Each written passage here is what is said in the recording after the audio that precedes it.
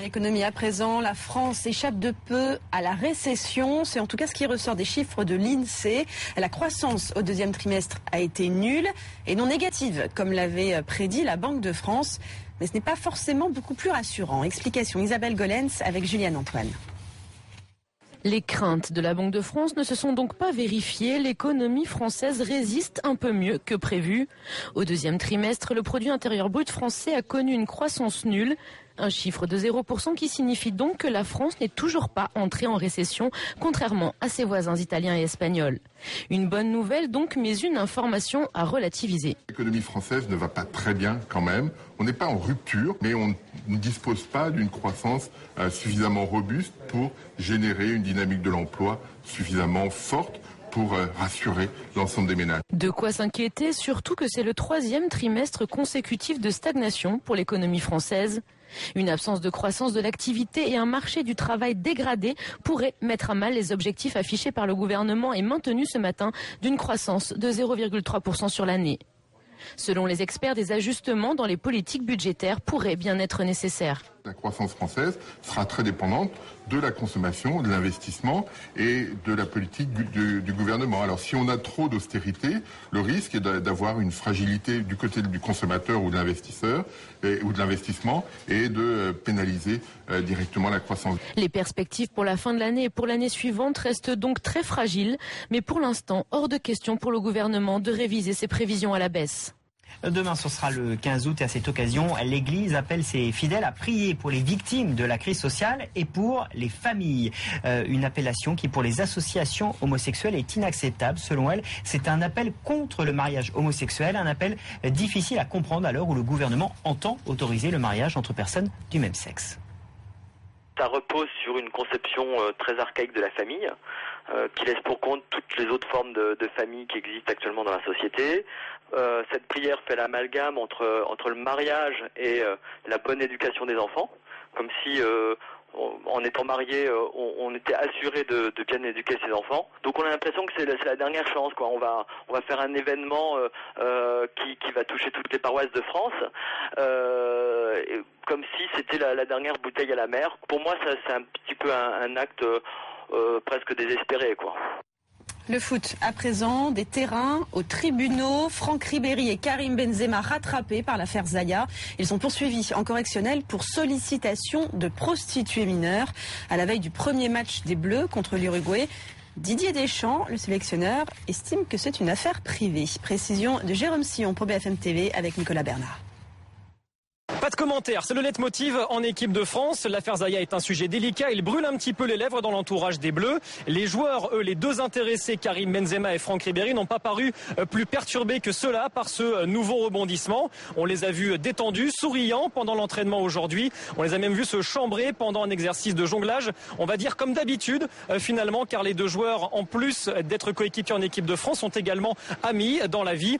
Deschamps, lui, en revanche, a été un petit peu plus elliptique que pendant sa conférence de presse. On sent qu'il est un petit peu gêné par cette affaire et ce rebondissement. On l'écoute tout de suite. C'est toujours délicat comme sujet parce que ça relève de la sphère privée. Je ne vais pas la commenter. C'est dans les mains de la justice. Donc voilà, après, ça ne changera en rien mon exigence en ce qui concerne leur comportement sur le terrain en dehors, dans le cadre de l'équipe de France.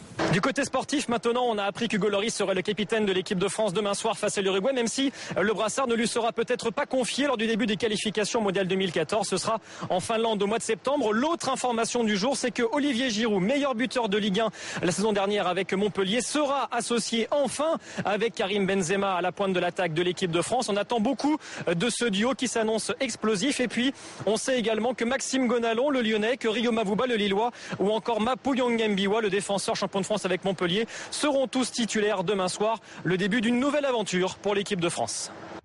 Et puis une image de rugby, le demi d'ouverture. Frédéric Michalak, 29 ans, déjà 56 sélections, a été présenté officiellement à Toulon, au centre d'entraînement de Berck. Il a participé à son premier entraînement sous la houlette de Bernard Laporte et il n'a qu'une hâte, jouer aux côtés de son nouveau coéquipier, Johnny Wilkinson. C'est pour moi une chance de pouvoir évoluer avec lui. Voilà. C'est un grand monsieur, un grand joueur. Et il me tarde de pouvoir faire des passes avec lui. Voilà, ça reste une référence, un des meilleurs joueurs, un des meilleurs numéros 10 au monde pour moi. Et je pense que c'est aussi un exemple dans son travail, dans son humilité.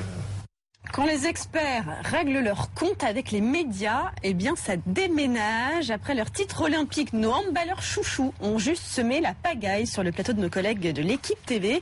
C'est simple, ils ont tout détruit, tout le décor y est passé et en plein direct. Thomas Moudjianou. Éditorialiser le sport à présent n'est plus sans risque. Pour un article ou des paroles qui blessent, les sportifs n'hésitent plus à se défendre en répondant à leur façon. Verbalement, comme l'avait fait Samir Nasri lors du précédent Euro. Cette fois-ci, ce sont les handballeurs qui, au soir de leur deuxième titre de champion olympique, s'en sont pris à un plateau de télévision. C'est pas du hooliganisme. Ça n'a jamais fait l'apéro, évidemment. Et maintenant, il y a des micros partout, il y a des caméras partout. Et tout devient public. Alors, ce qui pourrait être quelque chose de très, peut-être un peu déplacé, peut-être un peu excessif, en train de devenir quelque chose, un phénomène de société. Cette réaction virulente fait suite à un article paru quelques mois plus tôt dans le journal du même groupe et qui n'aurait pas plu aux experts. Il y a eu pas mal de critiques, de choses, d'articles qui étaient tournés de façon à mettre notre équipe en péril. Certains membres de l'équipe ont voulu faire passer un message. Je pense que le message est passé. Certes, il est passé, mais certains auraient préféré qu'ils se contentent de la plus belle des réponses, celle qu'ils ont apportée sur le terrain. L'actualité internationale et les combats qui se poursuivent en Syrie. De nombreuses explosions ont retenti à Alep, dans les quartiers de l'ouest de la ville. À Damas, l'armée continue sa campagne de perquisition et d'arrestation. De son côté, l'ancien Premier ministre s'est exprimé depuis la Jordanie où il s'est exilé. Riyad Hijab affirme que le régime du président Bachar el-Assad ne contrôle plus que 30% du territoire syrien. Grâce à mon expérience et grâce à la position que j'occupais auparavant, je peux vous confirmer que le régime est effondré psychologiquement. Il est aussi affaibli d'un point de vue financier, d'un point de vue économique et d'un point de vue militaire. Il ne contrôle plus qu'un tiers des territoires syriens. En Jordanie, toujours dans le camp de Zaatari, les militaires français ont installé leur hôpital de campagne. Tout est prêt, les premières consultations médicales ont commencé. Reportage des envoyés spéciaux de BFM TV, Laetitia Soudi, Florian Brunet. Ça sert ? Ce médecin est peut-être en face d'un cas sérieux. Abdallah a 56 ans et des douleurs à la poitrine. Il suit déjà un traitement, mais l'équipe décide de lui faire des examens. Là, on va lui faire un électrocardiogramme puisque c'est quelqu'un qui a des antécédents de problèmes cardiaques. Les médecins craignent un infarctus. Le Syrien est transporté à l'hôpital marocain juste à côté, consulter un cardiologue. Ah, masque. Ah, il va masque. Ok, merci. Quelques problèmes de communication, mais plusieurs cas ont déjà été traités. Des irritations au niveau respiratoire, au niveau des yeux liés au vent et au sable, mais aussi des blessés de guerre qui ont déjà été soignés en Syrie et qu'on a revus pour refaire un peu les pansements et les différents soins. Les équipes françaises sont aussi là pour les urgences. Et cela se passe dans ce bloc opératoire. 3 chirurgiens peuvent y opérer les blessés de guerre, avec une contrainte supplémentaire, le désert. Malheureusement, il est très compliqué de bénéficier des standards français. On s'en rapproche au maximum, mais comme vous voyez, la poussière s'infiltre partout. La mise en route se fait progressivement. Hier, 4 patients ont été soignés. Ce matin, ils sont plus d'une dizaine. Sur le camp, les réfugiés syriens commencent à être informés de cette présence française. Les militaires comptent donc en accueillir de plus en plus dans les prochains jours et les prochaines semaines. Et maintenant, une découverte assez étonnante dans les sous-sols du métro de Rome. Les forces de l'ordre ont mis la main sur une plantation clandestine de cannabis, une plantation vraiment géante. Rim Benhammer. 7000 m², soit presque l'équivalent d'un terrain de foot. C'est la taille de la plantation de marijuana que viennent de trouver les policiers italiens. On la voit sur ces images de la brigade financière. Une découverte surprenante par sa taille bien sûr, mais encore plus par son lieu. Un vieux tunnel inutilisé du métro, en plein cœur de Rome. Hier, les policiers sont alertés par une forte odeur. Ils inspectent et tombent derrière ce mur de briques sur une immense serre abritant 1 millier de plants de cannabis, le tout cultivé grâce à un ingénieux système d'éclairage halogène et d'irrigation. Au total, 340 kilos de chanvre d'une valeur de 3 millions d'euros ont été saisis. La police a arrêté un homme de 57 ans, mais n'a pas encore trouvé de complice. Allez, direction l'Espagne avec des images assez étonnantes. Un feu d'artifice a littéralement viré au cauchemar hier soir.